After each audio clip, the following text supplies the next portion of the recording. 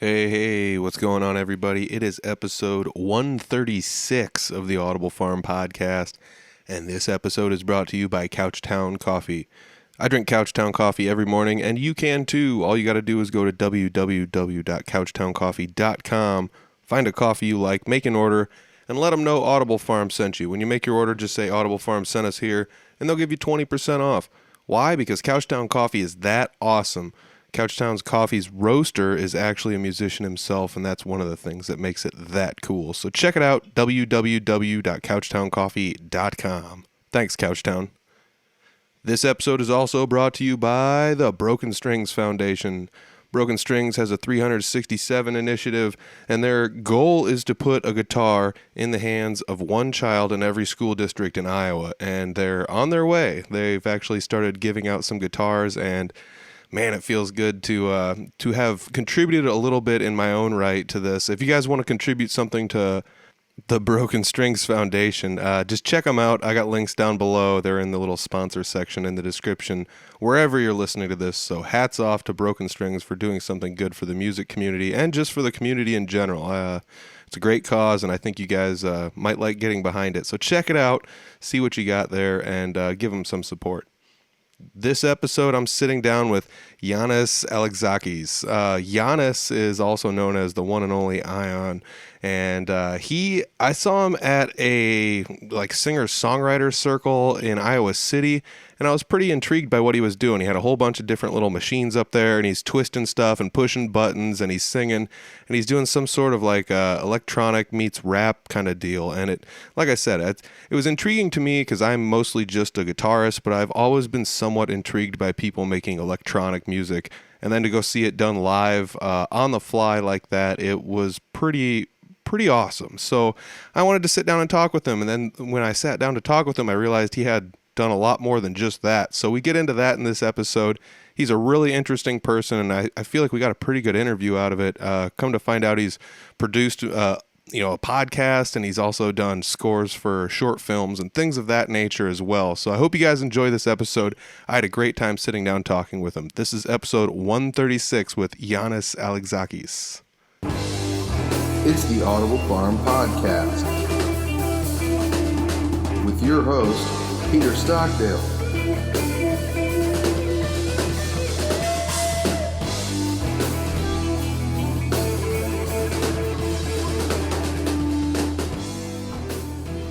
Alrighty, everybody. Today I'm actually sitting down with somebody that I met while I was going to a show at El Rey's in Iowa City not too long ago.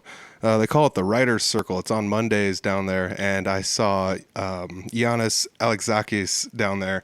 You go by the one and only Ion online, and I was really intrigued by what you were doing up there because it's not like I don't enjoy R&B and rap and things like that, but I think some of the things a lot of people don't like about it is the fact that there's a stigma to some of those people just plugging a USB drive into a computer and then hitting the space bar and then just doing that whole thing the whole time. And that's not what you were doing. I was intrigued because it's like you're up there with multiple pieces of equipment, you're twisting knobs and everything while you're kind of singing, not just rapping, so it's a little bit of a mixture of a lot of different things. Mm-hmm. So the two of us kind of talked a little bit online with one another, and I found out that you started playing guitar first, which was really intriguing to me. So first and foremost, I got to know, how did you A, start with guitar, and then B, transition it into what you're doing now? I started with guitar because my stepfather is a guitar player. Oh, nice. He's like a singer-songwriter, does all that, plays in a band that plays in the area a lot. And so just as a kid, like it just seemed like the coolest thing. He's probably responsible for a lot of what I've become to be just in the music realm, I suppose. But I was also I saw Prince at a very young age, and that was just a crazy experience to see somebody like that. I mean, this shit was just like a superhero, Mm-hmm. So yeah, that's kind of where it started, and just being infatuated by that. And then, from there, as it grew, it was like, you find the other influences that you're like, oh, there's a guitar player. Like, that's something. Like, who's that? What do they do? Why is that cool, or whatever? Yeah, I mean, that's definitely where it started. That's where the sort of the first infatuation came. I can see where a lot of people, I mean, Prince is not one of my favorite guitarists or musicians personally. And I mean, Yeah. Prince fans understand that you either kind of like it or don't like it or whatever. But Yeah. I can surely respect the fact that, like, the dude played like 40 instruments or something, you know? Yeah, for sure. Well, and I'm talking, like, when I'm saying, like, I'm talking like 9 or 10 of Yeah. seeing Prince. So it looked like a superhero outfit, and just shredding, and all sorts of just crazy colors and things like that. So Yeah, the giant purple pointy guitar and everything. yeah, exactly. Yeah. I can see that too. Not everybody gets that awesome experience either of going to see somebody, live when they're that young either. I think my only experience I had was like going to see Willie Nelson once, when somebody gave my family tickets at some, event that was going on. They're like, we're not going to this. And it was like, yeah, sorry, to just not in concert, just seeing a video, or seeing a footage from a concert or something. mm-hmm. Yeah, so no, I didn't get that opportunity. Well, I mean, even then, I mean, I'm not nothing against my parents, but they were the kind of people that was like, if it's on the radio, that's what we listen to. We don't buy music. It's just whatever comes on the radio is what we listen to, Yeah. And, Yeah, I hear you. And maybe something might come on like PBS, because I grew up out in the country, so we didn't have any TV stations really. And that was like the only time they might play something like, some Grand Ole Opry kind of type stuff or whatever, live, like Austin City Limits kind of stuff or whatever. So I didn't ever get exposed to too much stuff when I was younger. I mean, like, my sister played piano, and that was about it, man. I mean, yeah.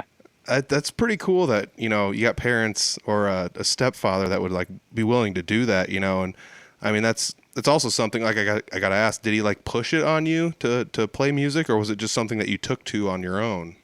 I would say I definitely probably took to it. Definitely. I mean, I don't think there's anything really, nothing really pushed on me necessarily. Yeah, I started out, I think I did probably 2 or 3 years maybe of like classical lessons. Okay. Which is something that they encouraged, which I dreaded, just because I wanted to learn like Hendrix songs or something, as opposed to, otherwise, as opposed to, Bach or something like that. But not a lot of the theory in that really ever stuck. So I would say I'm mostly trained by ear.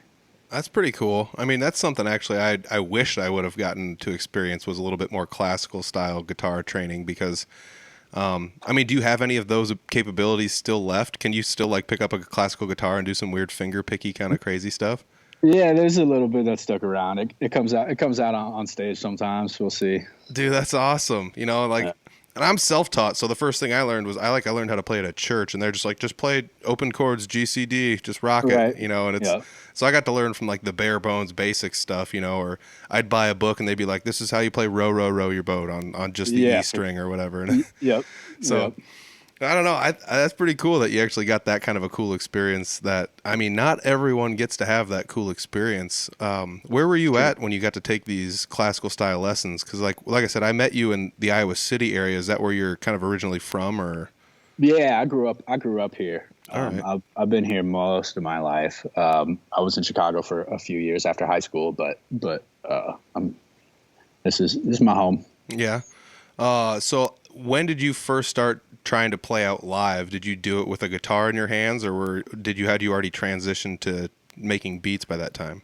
No, I definitely played a handful of shows. God, I think I was a freshman in high school, I think was the first time I'd played a show. It was in like a punk band of some sort. It was mostly just a bunch of nonsense, but it was a lot of fun, and we played at a couple spots around here, and a couple sort of the underground spots in Iowa City where they let kids kind of just run wild, and who were able to stay out after dark and stuff. So Those places don't really exist too much anymore, I don't think. No, I mean, I think there's a couple sort of DIY scenes floating around, at least around here. I think there's places that still try and do house shows. I mean, not since the pandemic started, but I think there's definitely still a couple people or a couple groups of folks that are still trying to do house shows and things like that. But yeah, it's not really a common practice as much as it was. Yeah, I was lucky enough to have a couple friends after I graduated that lived in a house that had the capabilities of doing the house show thing. And oh man, house shows. There's something special about the house shows. That's for sure. There is, definitely. Yeah. You know, and that's even one of those things I found that, like, even if the scene that you're in is a little bit, maybe let's call it touch and go. Maybe not everybody supports everybody, but you go to one of those house shows and everybody is like so supportive of one another, and it's a great place to kind of go, you know, I don't know what the right word, like cut your teeth or whatever, you know. It's one of those places where you can kind of get your start and figure out what you're doing right and get a little bit of support from some of your peers. Yeah, absolutely. Well, and we were like we were allowed to go, like as kids, like we were allowed to go places like Gabe's and spots that were kind of like El Rey's, and like you were still allowed to be like a 15-year-old kid and go see late night shows. And that kind of ended pretty much like right towards the end of my high school. But they were still, I mean, especially around here, just because the college scene is just so rampant and like it's just flooded with like underage kids like sneaking into bars and stuff like that. So that was kind of the result of them sort of shutting that whole thing down. So everything kind of changed after that, and like everything sort of shifted. And I think that's why shows are somewhat tougher for folks, you know, just on being like a local. Yeah. I mean, I totally feel you on that, because it didn't always used to be that way, but nowadays, like a lot of cities, I don't think it's a state mandate, but I know a lot of cities nowadays will do like, you can be underage in a place that serves alcohol before 9.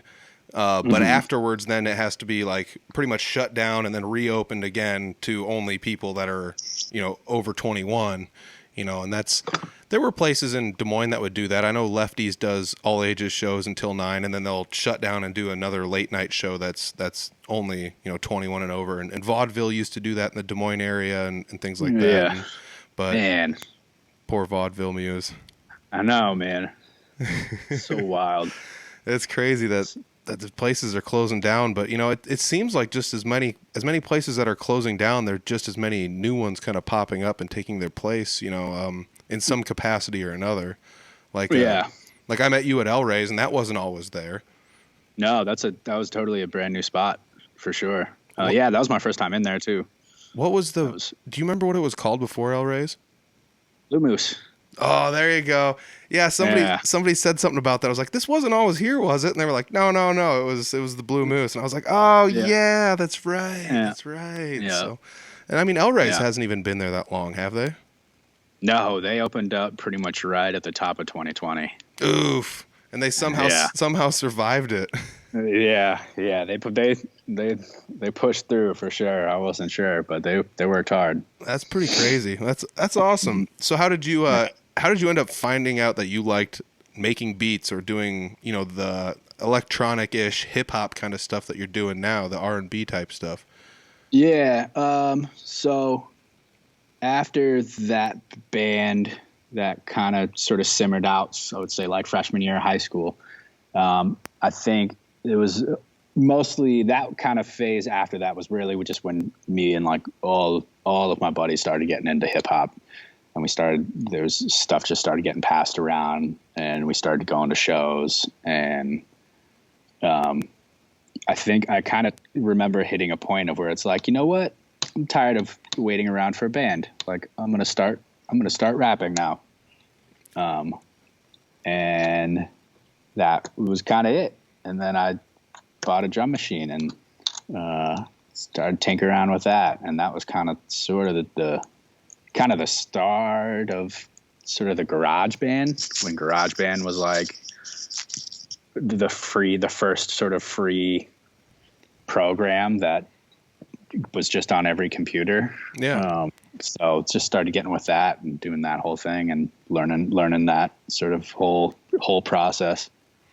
A lot of people like to crap on GarageBand. I'm going to say straight away right now that I am recording this podcast with GarageBand. Once again, it's free, so that's totally for sure. I mean, for doing basic stuff, it works great.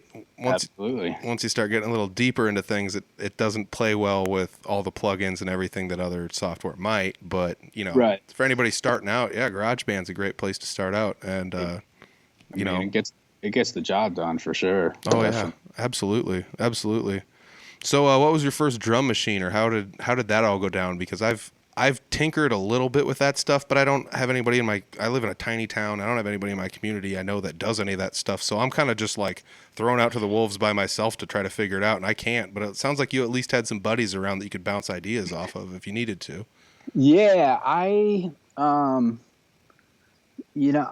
trying to think of, there were a couple of people that had sort of random drum machines. I mean, we were still going to all sorts of random shows and stuff. And there was somebody that was throwing shows regularly who, I think I ran into him one day, and he just had it out. It was like a nice day, like in the Ped Mall or something out here, where he just had it plugged in off of like a city outlet and was messing with it. So I just sat there and we started talking about it and stuff. And, just kind of took a whim and ended up buying the same one just to, cause I mean, I didn't know anything about anything at that point. It was just like, I put on his headphones and like heard drum sounds, and it was like, oh, I can do that. And then from there, and sort of getting into the history and learning about sort of what the sort of the gods of hip hop were using and stuff, and started learning about people like Jay Dilla and things like that, and learning about what equipment they were using. And the MPC kept coming up, which is sort of a monumental piece in the development of the sound. And you follow your idols. So that's ended up getting one off of eBay, and that's kind of where it all went. It's crazy you bring that up. I guess I don't know why I never would have thought of that. I mean, I did it with I play guitar a lot, but I did it with guitar. It's just like, I like this guy, I'm going to buy the equipment he uses, or I like that guy, and I guess it translates just as well to hip hop and R&B as it does to playing guitar or bass or drums or whatever. I don't know why I never thought of that, but Yeah, well, and you hear a sound, you're like, man, how did they get that sound? Like, I want to find that sound, or like I want to find a sound like that that's mine, that has that sort of character to it, and figuring out what it is and how they did it, and sort of you take the same piece of equipment or whatever, and you put your own touch on it, and just try and sort of understand what it is and how you navigate it, and to build your own personality from it. Yeah. I mean, that makes total sense. Like I said, I kind of just got I guess I don't know what the actual name. It's like a launch pad kind of deal, like one of those Ableton. It's like an 8x8 or whatever. I bought one of those, but I bought the cheap version of it, and then I got the software, and then I was just like so overwhelmed. I was like, I don't know how to do any of this stuff, and it's just been sitting in a box behind me forever now. And I kind of wished I had some people around to bounce the ideas off of, but I kind of don't know who to bounce the ideas off of and what to do. But like, I don't know, I watched some videos online of people going nuts with those things, and it was just like, you can do literally anything with this. And I think the thing that intrigued me most of all was the fact that I guess, I don't know if you've seen any of the videos. I'm sure you have. It's Masonic with the A is a 4. He's on YouTube. He's got tons of videos where he just uses like the lower left corner as the drum machine, and everything else is just effects. Yeah. And I was just like, whoa, this is nuts. And then I figured out, like, this guy actually plays live and does this all live instead of just using he could just be a DJ and like we said, plug in a USB, hit the space bar, and just be like, look how cool I made this in my basement last year. Yeah, totally. But he does it all live, and I was like, I want to figure out how to do this. And then I realized it's a lot more in depth than just like plugging a thing in and just doing it. Yeah. And there's a really interesting dynamic that I've kind of recognized when I talk to people, like, especially now, like where there's like the beat makers and the people that like do that, and they figure out how to sort of get in depth on all those crazy devices and like make them do exactly what they want them to do.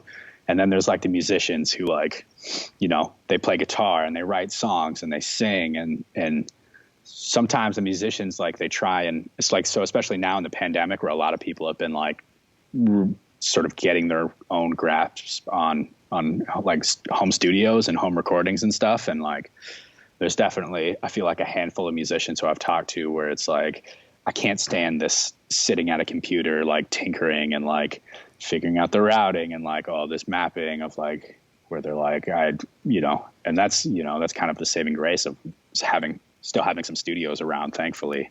Yeah. And having people who do find a fascination in like the tinkering on the computer of programming or even just the recording and using DAWs to capture sound, because I mean, it's like a musician or a computer programmer or like a mesh between the two. I mean, it's a lot of technology. Yeah, it really is. And I mean, I'm not one to shy away from technology, but it's really in depth. Like, even just to do basic recordings, like I said, I've got GarageBand here and I've tinkered around with stuff, and I've got a digital interface, and I've got like actually a computer interface for like my guitar and stuff, so I can like model amps and things like that and just send it straight in doing that stuff. And that's easy. But like when I'm like, well, I want to use this amp I got over here on the wall, and then I was like, well, I'll just put a microphone in front of a speaker and call it good. And then you realize, like, I can point this like 600 different ways, or put it an inch away from the speaker or 2 inches away, and the sound changes so much. And it's like, what's the best? Is there a best? Is there like an industry standard? And then no is kind of the answer, but yes is also kind of the answer. Yep. Yeah, totally. I mean, and there's, and I definitely have days too where it's just like, man, I just want to play. Like, I want to get something new recorded so I can feel like I've been productive, so I can put it out on the internet or whatever. So I feel like I'm doing something with my life. But like, sometimes it's just like, I'm just not in the mood to deal with that. And it's just like, you know what, I'm just going to play. I'm just going to play something, and I'm just going to like putz around, and like, I'm just going to enjoy myself. And it's not just about like trying to complete something and trying to enjoy it for the craft and trying to just kind of remind yourself as to why you like something or why you like creating something in that way. Yeah. I really like the way you described that. It made me think of like an artist, because like not every artist is like all the time painting these giant paintings on huge canvases to sell to the, the public. Sometimes they're just doodling on a napkin in a restaurant there because they just want to get it out there, and they're, I just want to draw something, today, or instead of, like you said, completing something for the public to put it out there on the internet and show everybody. Right. It's a beautiful way of thinking of that. I guess I never really thought too much about that either. So I guess, have you ever like dinked around with any of that Ableton type stuff, those 8x8 like Launchpad type things, or is that anything that's in or out of here? Yeah, I have. I mean, as much as I like making music, I also have a lot of appreciation for sort of that computer side of things, and just like the programming and like the signal routing and how many ways can I, send a signal to multiple places so I can affect it live. Like with that setup you said you saw on stage, like that was like sort of the half of the big picture setup that I've kind of been working on through the all the free time I've had in the pandemic, where and it's the same thing, and it's the same thing with like video stuff as well, of where what's the best way to capture live performance with minimal post-production work, so to speak, where like and I just being sort of trained, and as my trade being an audio engineer, I definitely just have a passion for running cables, so to speak. Yeah. I mean, that's what I actually started Audible Farm as, was recording bands live. And I found some easier ways to do it, like you said, with no post-production. And then I realized, like, well, if I wanted better audio and better video, I would have to do some post-production. And then, marrying the audio to the video isn't always as easy. And then sometimes it's like, well, this one's got a 44.1 sample rate and the video's got 48, and then they don't quite line up perfectly the longer. Right. And I was just like, what is going on here? Yeah. After a while, you read a little bit, you start to figure out, and you're like, oh, I can stretch the video just a little bit, or push it back a little bit and do things like that. But I really wished I would have went up and looked at your gear a little bit more when I was there playing live. But I'm such a novice. I would have just been like, what do you got going on here? And you would have been like, I got all this stuff going on and all that. And I would have just been like, oh, okay. Like, sounds cool. Like, I don't know. Yeah, for sure. I don't know how to do any of it, but yeah. It definitely was intriguing, and that's something that I feel like the older I get, the more intrigued I am by different styles of music, just especially seeing it live and watching people perform it live. It's just like, oh, this is something different that I would have never even thought of in a million years how to do any of this stuff. And right. Honestly, that's what intrigued me the most about seeing you live. I was just like, this guy's got some crazy stuff going on up here. And it's not just, like, I'm not trying to downplay me and Jesse when we were there, but we're just like two guys playing guitar. He's a singer-songwriter. I just play leads, and it's not simple, but it's pretty simple stuff for the most part compared to hooking up tons and tons of cables all over. No, yeah, well, and I mean, that was such a great set too, and it was just, that was one of the cool things about that night. It was just such a wide variety. It really and was. Like, yeah, and that, and I totally get that too. And it was sort of like seeing two guys play a guitar where it's sort of like a, you've kind of seen it before, and it's sort of like, I don't know. I don't want to call it like a standard, but it's familiar. It's it's familiar, and people still really connect with that in a lot of ways. I mean, I know I definitely do, just in the same sense of like, going back to my stepdad, like I've watched my stepdad be the dude on stage playing guitar 1,000 times over. Like I still connect with that stuff a lot. And I think a lot of people do. And I think that's why like, I feel like we're going to like be okay in the sense of music's not just going to turn into computers and crazy gadgets and stuff, even though that's basically what my whole set was. But, I do sets too, where I bring an acoustic guitar on stage and incorporate that into the drum machines and the synthesizers and stuff. Sweet. And that's kind of been sort of in development this sort of past year, and kind of fine tuning that.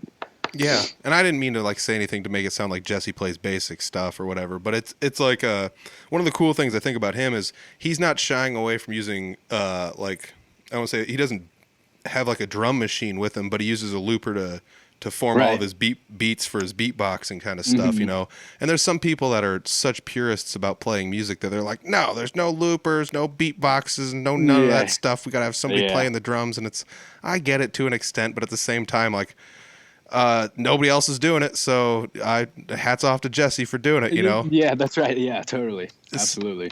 You had mentioned a little bit earlier that you have like an audio engineering, I don't know if you have a degree, but that's where your education, I'm assuming, is definitely keyed in towards. And we were talking about recording stuff live and things like that, and you had mentioned to me you're doing some of that kind of stuff on the side.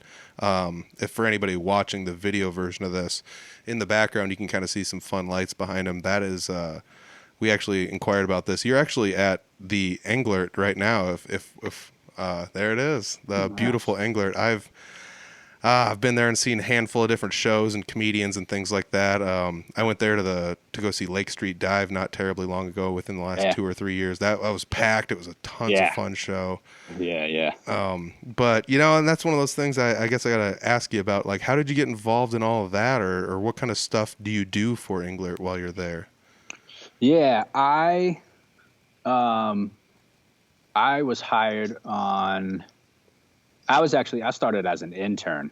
I studied audio production in Chicago for a couple years, and which was cool, and it was dope. College was like same thing as always, of where like the school thing was never really good. I was never good at it. Where making you like try and learn something just through a textbook has never been a good way. So like at some point I needed to get an internship, and just being a townie here, you know, people know people, and they, you know, this opportunity came up to do this internship here. And as soon as I started, it was like, oh, okay, this is it. Like, this is what I need. This is way more like engaging for me. It's like way more hands-on. And so I just kind of stuck it out, and they eventually hired me. And like, this is the top of year 7. This past January, I think, makes the start of year 7. Oh, cool. Yeah, they hired me as an audio engineer to run sound.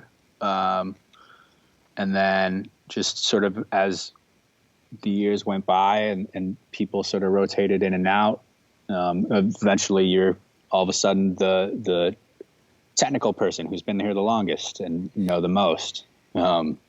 So that's where I am now. So as the production supervisor and technical director and building manager for the space. That's really awesome, man. So you kind of worked your way from the bottom all the way to the top on that. You went in there being the guy that says, where does this cable plug into? And now you're the guy that tells somebody that's where this cable goes. Yeah, for sure. It's pretty much, yeah. That's really cool. Yeah. That's really cool. I mean, that makes me wonder, like, man, you and I were actually in the same building probably on more than one occasion, and we just never really that's right. never really ran into each other or anything. So that's really really sweet. What school did you go to when you were in Chicago? I was at Columbia. All right. Columbia College Chicago, and I was there for about 3 years.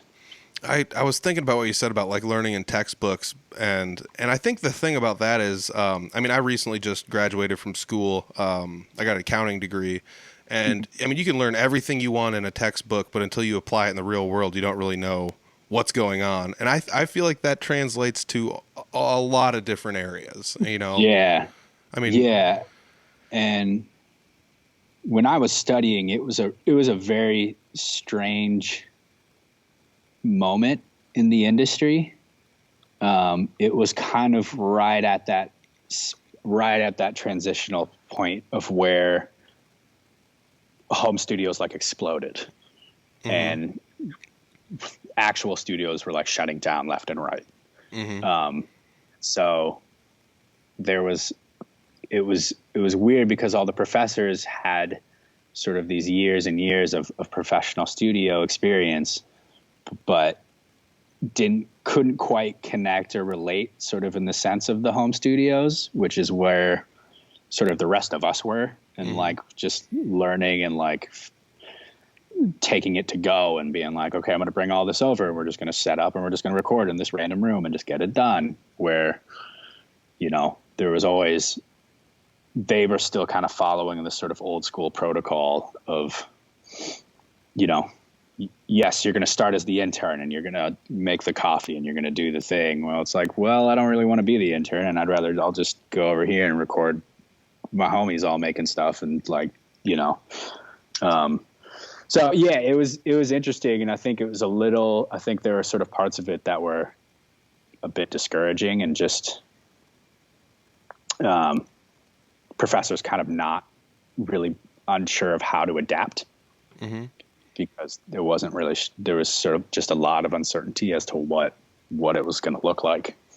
Yeah, I feel you on that 100%, because like when I first was like, I'm going to start a podcast, and I was like, what do I got to do? And I was like, I got to dump thousands of dollars into like making a studio out of my house. And it's like, no, you need a laptop and you need like $100 interface. Like it's literally like when I went on the internet, I'm like, how do I plug a microphone into a USB port? Well, you just buy this box that goes between the two. I mean, that's like the most basic way I could say it. And then it's like, well, what if I want to add effects to it? Well, just do them digitally. And it's like, okay, this really isn't that hard, you know? I mean, yeah, for sure. There's a learning curve, and I'm still on the bottom end of the learning curve because I'm all self-taught on this stuff. But I see what you're thinking. It's almost like I talked to a guy not terribly long ago that went to school for photography, and he learned how to like develop film and stuff like that. Now everything's digital, and he was talking about how, you know, if you went up to a teacher nowadays that teaches photography stuff in school, they might not have the slightest clue how to develop film, you know. But that was like the old way of doing it. And there's been a big transition period, I would say, in the last 20 years of things. maybe not just going digital, but becoming a lot more DIY and easier to do at your own home kind of deal that just never exactly existed beforehand, you know? And yeah, no, exactly. Well, and for example, I mean, they were, you know, at a class where, you know, one of the requirements was you had to set up a tape machine for recording, you know, and it was like, that was cool. And I love tape machines and they sound great, but it's like, you know, it's at this point, having a tape machine in your studios is more of a luxury more than anything. Like it almost an inconvenience too. Yeah, exactly. Yeah. Tape machine breaks down and it's, you're almost going to spend more than, you know, to fix it than you did on buying the tape machine in the first place. Right. Yeah. But, yeah. God, that makes me think about all those old days of people, you know, using a pencil to wind up cassette tapes and things like that. You know, that's literally almost what you're doing. Yeah, you know, and now digital, you know, now studios will have a tape machine just so they can run, you know, all their digital sounds through it just to give it a little bit of extra sort of crunch or whatever. You know? You know, and that was something else. I was just like, well, you know, there really can't be that much difference between the two, but digital stuff, it's so, you only have so many values you can fill, but on a tape machine, it's analog. So it fills up everything in between X and Y, you know, and it's one of those things where I didn't really think it was that big of a deal until a buddy of mine, what he did was he recorded just a little sound clip of something, and it was only 30 seconds long, but the first 15 seconds were recorded on a tape machine, and then he faded it into the digital stuff that he had recorded. And it was all just mostly acoustic and electric guitar stuff, but it was like, oh, there's a big difference here. You know, it was something that I guess I kind of just wrote it off originally or whatever. Now I kind of get why some people still have the love for the tape machine, you know? And yeah, for sure. And in the same train of thought, it's this kind of the same thing with hardware too. And like, you know, I can make a bunch of beats sort of just tapping around on the keyboard or of my computer or something. But like in the same way of running the cables and finding sort of the signal flow of it all, I definitely have like a passion for like twisting the knobs and like having a knob or a fader or something to touch and like to move and be able to you know, feel the change really, rather than just like using your mouse to click on something to change it.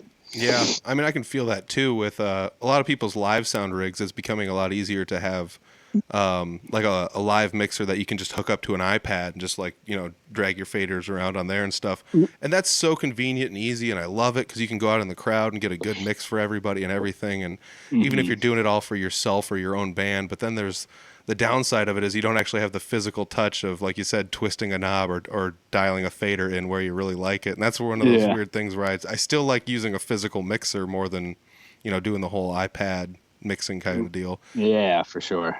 Is one better than the other? Yeah, I don't know. They both have their benefits and drawbacks, but yeah, definitely. Yeah, so I don't know. I guess it just is what it is. But you know, I also did want to like just throw it out there. I think it's so cool. You're like, you know, you're out there grinding away with us little guys while you're still out there working for the big guys, you know, at Englert. But you still go down to the kind of club scene or whatever that, you know, people like me and Jesse or whoever is there, you know, you're still cutting your teeth down there with everybody, even though you probably got some pretty good connections and stuff. But, you know, it's just one of those things where you don't ever turn your nose up at you know, the indie scene just because you've seen so many big acts. Yeah. I mean, I like to stay in touch. I like to stay, you know, I like to know what's going on. I mean, it's my city, you know. I like it. I like to just you know, just stay in communication with just how things are evolving or changing, you know. Like that's kind of, I mean, that was basically, you know, that was the reason I went to did that El Rey's thing. It was just like, all right, this is a new venue. They've been open for like pretty much a year. I haven't been there yet, but like I've been in this music scene for, you know, 15 years or something. So it's like, I definitely had like months of like, I got to get down there. I got to like touch base and I got to put my feet in there and like, just see what's up, see who I talk to. And like, it was nice. Cause that was like, you know, that was the first time I'd been on stage basically since everything shut down. Yeah. You know, if anybody's looking, you know, how do I get into El Rey's? Just hit them up. Like Yeah, yeah. it's literally that easy. Get in touch with them, send them a couple links, and they'll more than likely invite you over to do something. It's not like they're just like, we're taking any and all comers, but at the same rate, they kind of are. They have a different style of music there just most nights of the week. Sometimes they have featured artists for full weekends. What you and I went to was what they call the Writer's Circle. It's on, I think they do it every Monday, if I'm not mistaken. Yep. Yeah. So, and that was something where like you were there. There was a rapper there that gave the sound guy some backing beats, and he rapped over top of it. And he stacked his set list so perfectly. It was weird because it just kept getting better and better towards the end of the night. And it was just like, this guy's killing it, you know? And Yeah. I think he did that on purpose, you know, because he's probably done it a bunch. So he was really good. I don't have his name, but once again, you could scroll through the El Rey's social media pages and find him there. But I mean, we did the singer-songwriter thing, and then there was another one that came up after us, and it was a solo singer-songwriter acoustic guy that did stuff that was maybe a little bit more folksy or bluesy kind of stuff, and that was really fun too. Yeah, it's an older guy too. Yeah, he was an older dude, right? Yeah, I remember that guy because I actually I was really intrigued by what he was doing. So I mean, that guy was his name was Michael Husky, but yeah, and that just makes me feel like a dick for not remembering the one person we shared the stage with. But I'd look it up, but my phone and everything's in use, and I don't want to dink with too many screens here while I'm doing the podcast. So I apologize vehemently for forgetting one person's name. I'll lash myself afterwards, but oh man. So let's change the gears just a little bit here though, because I mean, like once again, it was really cool. There was 4 completely different artists. Everybody was really supportive. I was worried that we weren't going to fit in, and then before you know it, everybody just loved everybody, and that was such a cool night. So yeah. I do want to talk about you did some scoring for a little short movie, like a little mini film that somebody had created. Yeah. And the film was called Domicile, and you sent me a link to where I could watch it, and I watched it, and it was a good movie with B, a very intriguing story. I wish there was more to it because it was just a short, like almost like a sampler kind of deal, and it's like I was just like, God dang, I wish there was more of an ending to this, or even more of a setup too, because it goes by quick. Yeah, within like it's like 10 minutes long, and I fell in love with the main character, like instantaneously. Like I felt the plight of what was going on. But you did the scoring for that on the music end of that. How did you get like lumped into that? Was it somebody saw you play live and liked the instrumental kind of stuff you could do, or how did it all go down? The director of cinematography. The company the group that made the films, Deaf Visuals, who are out of Des Moines, they shot a music video of mine a few years back, and they're just good friends, and they put a call out and said that we're working on this short film, and we're here's a list of things that we need to, of people that we're looking for. And like, I've never scored anything, but it's something that I've always been fascinated by, and something that like I always appreciate about films. And so I think how it went is that they had a couple people sort of send in sort of like a rough cut, and just kind of see what kind of feel each musician would kind of bring to the film, sort of on like the rough edit. But they were super happy with mine, which was a good feeling. Yeah, there's definitely something to be said about the like music that goes along with whatever the movie is. I remember seeing a video on YouTube where somebody had made something like putting the wrong music to a movie, and they did like Star Wars scenes where they just plugged in music that was like totally nonsensical, and it shouldn't have ever been there, and it changed the vibe of it like a million times over. That's funny. And so it does make a huge difference, and that was something. I mean, I already knew that you did the scoring for it when I went in to listen to it, but it was something where I really kind of keyed in on both things, like what was going on in the short film and what was going on with the music and how they meshed well together. You gave it like the somber-ish vibe that was necessary for the film, but there was also a scene in there that was a little bit, I don't want to say like creepy, but there was this scene in there that was a little bit almost like scary, and you kind of filled that in very well too. And I was just like, this is nice, you know. I mean, I'd like to think I'm a good enough musician to do something like that, but no, I don't think so. After listening to that, I was like, I don't know if I could have came up with something that fit it this well. And it's not like you went, you know, super crazy and complex with it, but you did stuff that was simplistic enough, but still got a very good. Made me emote the correct way, I guess would be the right way to say it. And yeah, and it was an interesting dynamic to approach, to try and like basically narrate something, but also you still kind of have to find space for the visual component of the whole piece, which is something that sort of, you know, I've run lights for shows here all the time, where it's like, you know, the first time I ran a show, ran lights for, you know, a full blown concert here at the Englert, where it was like, by the time I got done, I was just totally mentally drained, because having to respond and sort of react in a visual sense, as opposed to like you have to using your eyes more so than using your ears for the first time, was a total, like, I felt like the different part of my brain just being worn out, because it was so different from strictly just running sound and how you have to pay attention to what's happening. And it's kind of applied to in the same way of like, there's this visual component that you have to acknowledge and work with. Yeah, I mean, I'm thinking of it from my standpoint, where like I play lead guitar I play at jam nights, and I play with some other people here and there and stuff. And I got to make sure that what I'm doing adds to what they're doing without stepping on what they're doing. So I bet there's probably something to that aspect too. Cause like, I mean, you could have went nuts and just filled the whole thing up with music and gotten really crazy with it. But there'd be some point in time where I feel like the music might, instead of being an addition to the short film, it would be a distraction from the short film instead, you know? Yeah. Well, and the same thing. And just like, especially being a lead player, of where you have your moments, but you also find space for the rest of it, you know, while still sort of maintaining a presence in certain moments in the song or whatever it is. And trying to, like, you know, accentuate, but not fill up necessarily. Mm-hmm.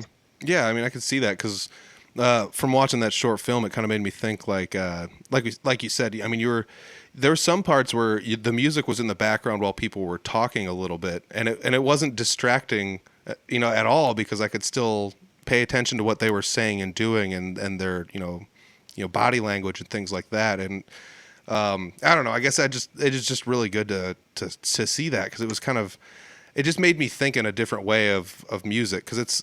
I mean, everybody's seen movies and seen the movie scores. And I mean, I played, you know, trumpet in high school and junior high and stuff like that. We played, you know, oh, this is the Jurassic Park theme and whatever. And then you think like, oh, that's really neat and stuff. And then you start to really think about scoring when especially when you sent that video over, I was like, this is a little bit more in depth than I thought it was initially. I thought it'd just be like, all right, well, just play some chords here and a simple chord progression. It's not just that easy, honestly. Right.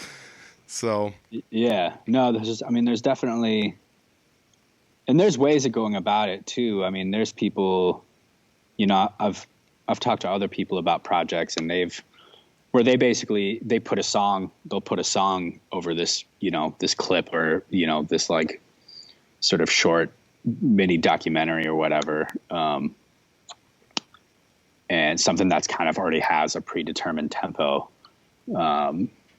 which, you know, is in the term you used, where it still has that sort of emotion that you want, and it fits really well. With this, nothing was pre-recorded. Everything was played with sort of the pace and the cadence of the dialogue and how the shot sort of reacted. And like, you know, there'd be a chord strike when she goes to turn a lamp on or something like that. Like everything worked with the pace that they had sort of determined already. Yeah, that's really wild. Have you ever thought about jumping into that lane of music again to try to do more of that kind of stuff, or would you prefer to just do the live performances instead? No, as soon as I started working on it, I sort of realized that it was like, oh, this is another lane, and this is great because it takes the focus off me trying to sort of perfect my own sound or whatever, but it allows me to still sort of grow as a musician and as an artist, and being able to approach sound in a different way. Mm-hmm. So it gives me room to expand, and it's a really enjoyable practice. I've come to find out. So I'm definitely hoping to keep doing more. That's awesome. So if anybody's listening that is doing any film work, Ioannis might be the guy to hit up. It's really kind of cool. The more I think about this, the more I'm intrigued by it. I think is like you're still an integral part, but you're not the focal point anymore. Once again, like when you're watching Star Wars, a lot of people don't think about the music going on in the background, but it's so important that if you changed it, it completely changes the movie. Yeah. It's so. I mean, it's really cool. I don't know. I guess that's just something that intrigues me. It's something I've never done, and like I said earlier in the podcast, the older I get, the more I'm intrigued by seeing and understanding how music, the different styles of music and how it's incorporated into things, how it actually changes the feel of things and stuff like that. So yeah, absolutely. I've mentioned it before on this podcast, but I'll mention it to you. One of the best pieces of advice I got for going to jam nights or playing lead with other people was stay out of the way until it's your turn to be in the way, and then get in the way. Yeah, yeah. And I like that. And the guy that told me that, he told me that, I was just like, you dick. And then I was like, wait, no, that's perfect. That's perfect advice. It's at first I was just like, that's mean. That's so mean. And then I was like, wait, no, he's right. He's 100% right. And it's been some of the best advice I've taken with me anywhere when I start to play music with other people is add to what they're doing. Don't become the center of attention the whole time. And it's not always easy, but I guess it just is what it is. Everybody has their own attack on how they do things, but that was some advice I definitely took to heart. Absolutely. So let's sidetrack a little bit from music here since we're getting close to an hour. You do actually do a little bit of podcasting and things of that nature too, which is pretty cool because I didn't really know you did that. And I'm trying my best to kind of see who in Iowa does what podcasts and things like that. And one of the things that one of the first people I met that had a music podcast in Iowa was I Hear I See, the radio show, and I think you've had a little bit of interaction with them. Yeah. And so definitely. That was kind of cool when I first met you and I started searching around online. I was just like, oh, this is really cool. Somebody I met like 2.5 years ago. So like our paths have like almost sort of crossed, just two ships in the night. But you do have your own podcast that is somewhat on hiatus, as we've talked a little bit before the episode. But let's run over that a little bit. It's let's see here, Political Party Live, and I listened to a couple episodes, and it's inspirational to an extent, I guess, and it's maybe not supposed to be geared to just inspire people or whatever, but I feel like it's well-spoken individuals tackling a topic that, regardless of whether or not you're interested in politics, you should probably or will probably be interested in the topics that are being discussed. So what got you started in that, or what got you picking that lane and kind of going with it? Yeah, it was more about the folks who are the hosts, who are people I admire heavily, wanting to. It was their idea, and they came to me and asked me about helping out and trying to get involved. And these are people that I said that I admire heavily, and they're people who I think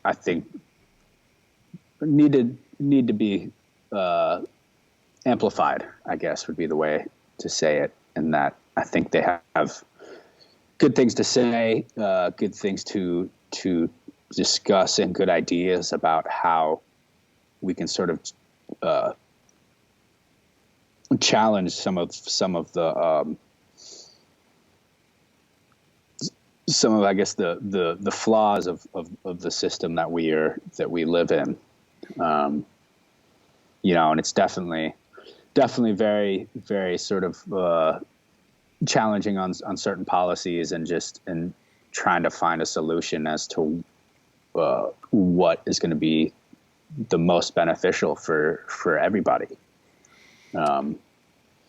So was politics something you were always interested in, or talking about these kind of policies and things about our culture and how we look at things, or was it more or less just like, because I feel like politics, I don't want to say that it's becoming just a thing everyone's doing or everyone's involved in, but I feel like social media has kind of ramped up people being able to voice their opinions to more people. I mean, it's created a little bit of a dichotomy here and there, where one side doesn't get along with the other, and the other side doesn't get along with the one side, and and there's also people that are somewhere in the middle that don't feel like anybody gets along with any of them. Yeah, and so like I guess, I don't know. I guess, is that something you were always interested in, or was it like with the forthcoming of social media that kind of drew you into that kind of a deal, or was it the fact that somebody else kind of had the framework for the idea down and you just kind of jumped in on it with them? Yeah, it's something I've definitely always been interested in. Mostly, the most basic sense is that, like, I've always believed in the power of the people, and that the people who are unified can really create the change that is needed. And trying to build a platform where people can gain that sort of sense of communion, I think is really important.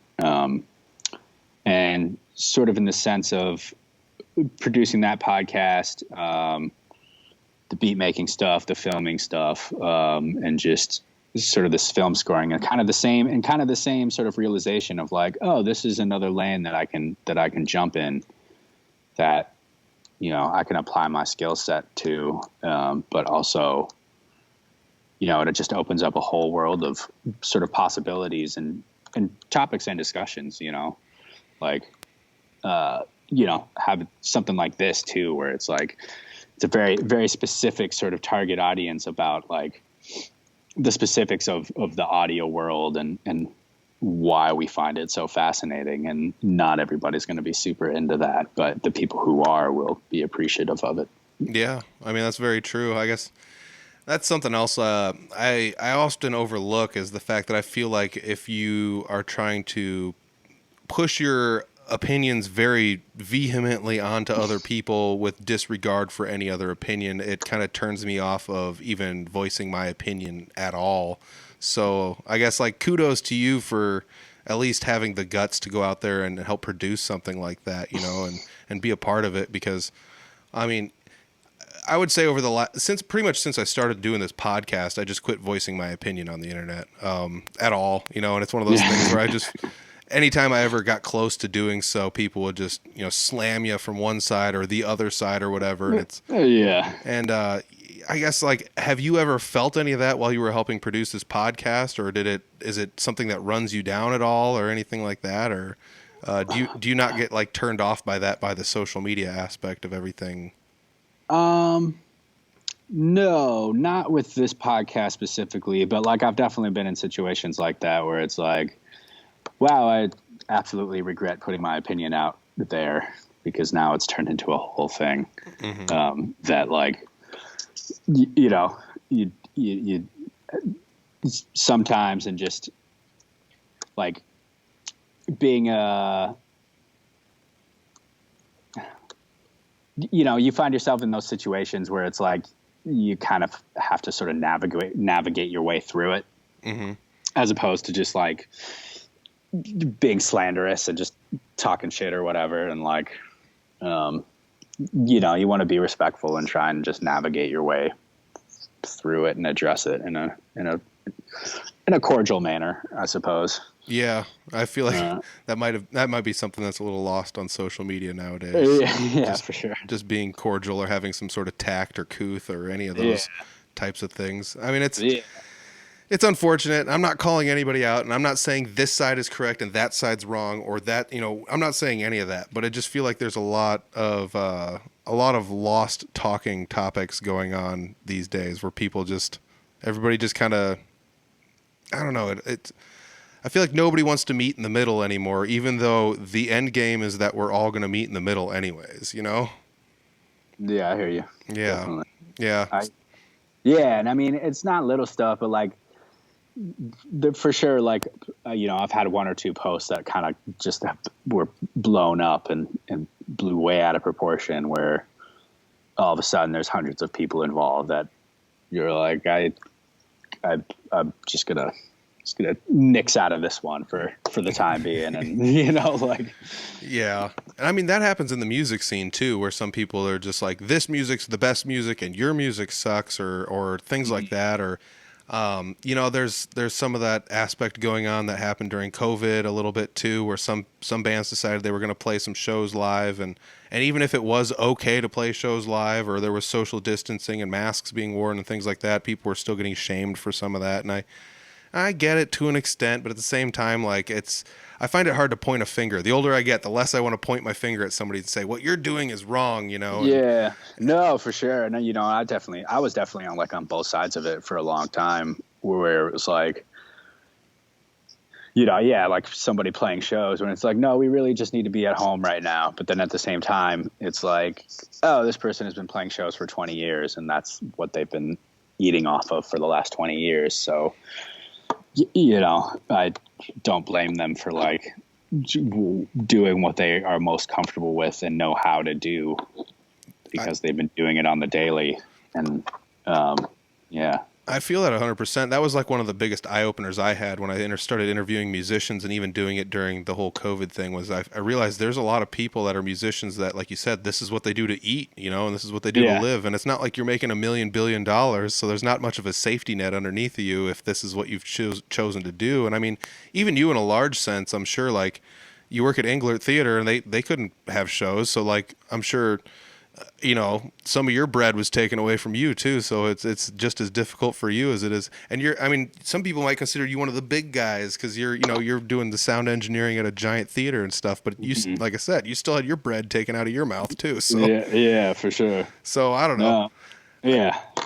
I mean, it's nice to see that it's nice to feel like we're starting to get a close on this chapter. Definitely. Yes, definitely. And I think that's one of my favorite parts about listening to a couple episodes of the podcast, that the Political Party Live, was the fact that I feel like everybody bridged the topics they needed to in such a respectful and courteous manner that nobody, I mean, like I said, it's stuff that I feel like anybody who lives in society will understand the plight that is being brought up in these. And unless you are completely closed-minded and wearing blinders, you're going to understand it, and at least be open-minded to it, and I also feel like a lot of people don't give enough people credit for, how open-minded and thoughtful we all are, because we're all still human. I mean, there's no, as bad as it got for a year, there wasn't anybody out there, literally just like burning down houses and stealing everything from everybody just to try to live. We all still had enough food to eat and everything. So, as bad as some people might say or talk about how it was, it really wasn't that bad. But I think that's one of my favorite parts about, at least sitting down like with people like you and talking with, is realizing that not everybody, even if it seems like it on the internet, not everybody's losing their mind. Everybody's good people. We're all good people. And if you just sit down and talk with everybody one-on-one, we realize that it's the plight of man or woman or the human that we're all dealing with, and we're all dealing with it in the best way we can, because there's not really any rules to any what, going out and being alive. So yeah. Yeah, oh, definitely. Man. So we've actually covered pretty much an hour here. We covered most of what I had written down. Is there anything that I didn't talk about that you felt we should talk about? Nah, man, I think I'm set. Awesome. If anybody's looking for Ioannis' stuff on live, you're pretty much everywhere as the one and only Ion. And if anybody's looking for it, I'm throwing links down below to the Bandcamp and the Facebook page and the Twitter page. And I couldn't find your Instagram page. I don't know if you... Oh, yeah. I can send that to you. I went to Instagram, the one and only Ion, and it wasn't there. So yeah. Yeah, I will link you to that. All for right, sure. so the Because link. that's probably where I'm most active. So. All right, so the links will be down below in the description. I highly suggest clicking the Bandcamp link and checking it out. I'm fairly certain fans of almost any style of music will be at least somewhat intrigued by what you're doing, because you're bending a lot of different styles into something that is what I would say is pretty unique, honestly. So that's something that really took me to what you were doing, because you're not just doing beep boop music machines. You're also singing and doing all sorts of stuff. So I just love it. I don't know. It was intriguing enough when I saw it live that I had to come over and say something to you to your face about it. That was what it was. So well, I appreciate it for sure. Absolutely. Ioannis, don't go away. I'm going to end all the recording stuff here, but thanks a million for sticking around and talking with me for an evening. Yeah, thank you, man. I appreciate it, man. This was fun. Absolutely. Oh, what'd I tell you?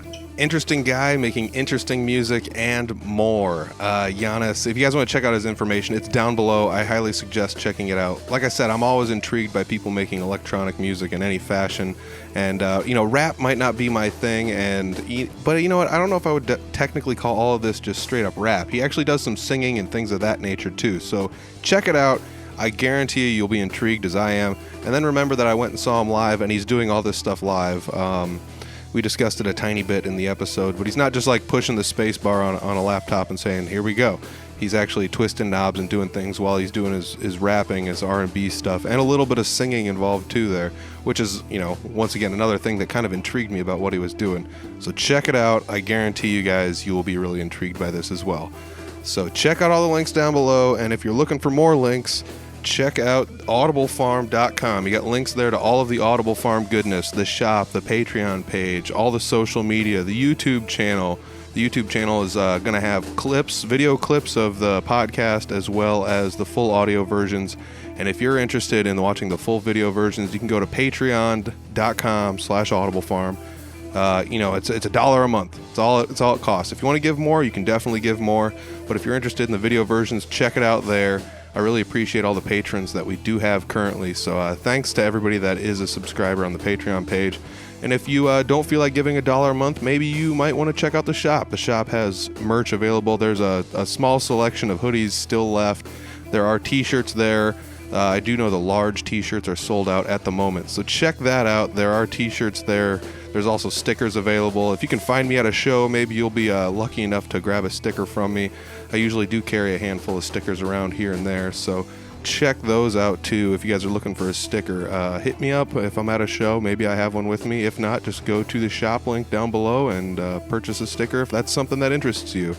If you guys are looking for more goodness in the Iowa music scene, go to the website, audiblefarm.com, scroll to the bottom and find all of the different podcasts, radio shows, and things like that we have links to. I try to link to a handful of them, the ones that help support me and kind of partnered up with me. So check it out. There's links there to all sorts of good stuff as well, not just Audible Farm-based stuff, but other stuff, things that I may or may not have a little bit to do with, and a lot more things that I don't have anything to do with. So I'm not the only one out there supporting live music in the scene around Iowa. There's a lot of other people doing it too. So check it out, audiblefarm.com. That's where it's at. I do want to say in the outro of this that the band that I play with on occasion, Three Finger Betty, has had their Facebook page hacked. I plan on doing a podcast episode discussing this, maybe in the near future here, maybe discussing what happened, how it happened, ways you can defend against it, and things of that nature. In short, I guess the easiest way to say was one person had their Facebook profile hacked, and the person just ran roughshod. They took over all the pages that person was managing. They kind of just wrecked everything on the personal profile and then deleted it all together, and there was no way for the person to go get their personal profile back. So if you guys are looking for anything Three Finger Betty, it's on Audible Farm, or it's on Facebook now, and it is at Three Finger Betty Band. That is the new page, so check it out. If you guys are looking to help bring that like number back up for us, I would appreciate that. It's kind of hard starting all over, but it is what it is. And like I said, I'm looking forward to discussing this topic with hopefully somebody in the near future. And if I can't, I'll probably bridge the topic a little bit, maybe in a bonus episode or maybe in a short solo episode or something like that. So keep your eyes open for that. Once again, I got to say thanks to Ioannis. Ioannis is such a great guest. I had a great time sitting down talking with him. For somebody that I only met very, very briefly at a singer-songwriter, like a songwriter circle down in Iowa City at El Rey's, it was really, really fun, first off to be able to go down there and play at that, but on top of that to meet some really cool people. I should also mention that in this episode we neglected to mention one person that was at that songwriter circle, and it was the Zephster. So hats off to the Zephster as well. Sorry for not mentioning you in the proper episode itself. So otherwise, yeah, just check out audiblefarm.com, find us on social media, give us a like. If you're listening on YouTube, give us a subscribe, kind of boost those subscribe numbers. Every little bit helps along the way. So thank you guys for listening week in, week out. If this is your first time listening to the Audible Farm podcast, scroll back through. You might find somebody else that you know in one of the previous episodes. All right, that's it for me this week. I'll be back next week with maybe with another guest, maybe with a solo episode. I do have a couple people on the line for interviews coming up, so we'll check that out, cross that bridge when we come to it. We'll see you next week, guys. Peace.